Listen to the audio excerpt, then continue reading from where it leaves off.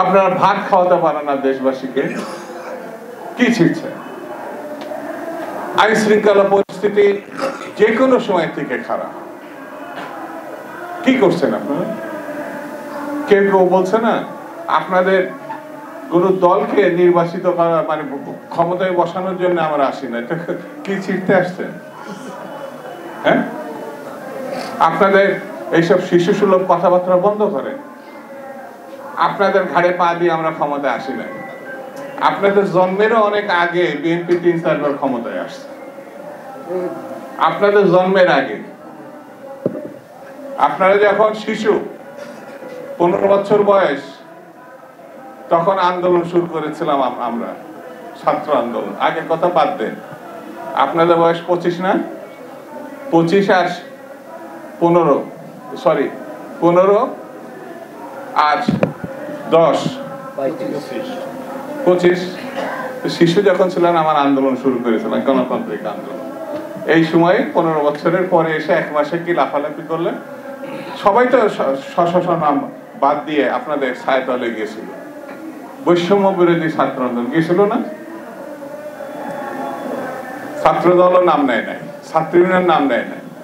শিবির নাকি তো বলে আমরা ছাত্রলীগের মধ্যে ছিলাম, বলে না ছাত্রলীগের মধ্যে ছিলাম।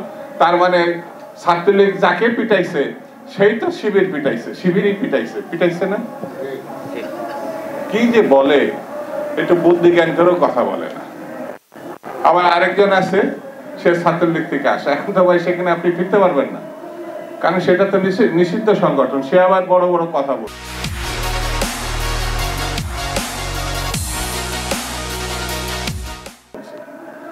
ইলেকশন দেন, এটা সহজ পথ, সসম্মানে ঘরে ফিরার। আরে ভাই, আপনারা এত ভয় পাচ্ছেন কেন? এত বড় একটা গণঅভ্যুত্থান করেছেন, বিপ্লব করেছেন, দেশবাসী তো আপনাদেরকে চিনে, আপনাদেরকে ভোট দেবে না, এটা আপনারা কেন এই ধরনের সন্দেহ করছেন?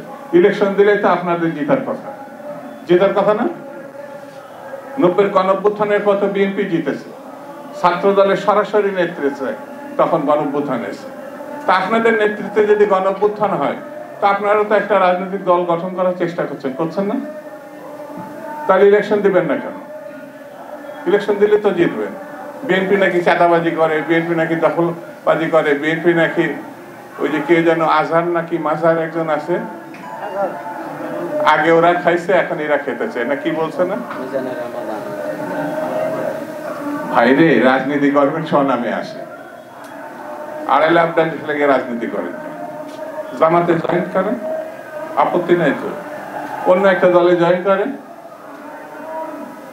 আমার কাছে কথা খুব পরিষ্কার, এখন খুব পরিষ্কার করে বলি, বিএনপি গরিব মানুষের দল, মধ্যবিত্তের দল। এই দেশের এখন এই আন্দোলন সংগ্রামের কারণে বিএনপি হৃদয়ের মধ্যে আছে, মানুষের হৃদয়ের মধ্যে আছে। আর আওয়ামী লীগ লুটপাট করেছে। আওয়ামী লীগের সঙ্গে বিএনপি যারা তুলনা করে, তাদের মতো শয়তানের শয়তান বাংলাদেশের আর দ্বিতীয়টা জন্মায় না। চোখ থাকতে অন্ধ বলে একটা কথা আছে, এরা সেই জাতের। হাসিনার বেগম যে এক জিনিস, জয় আর তারেক রহমান এক জিনিস।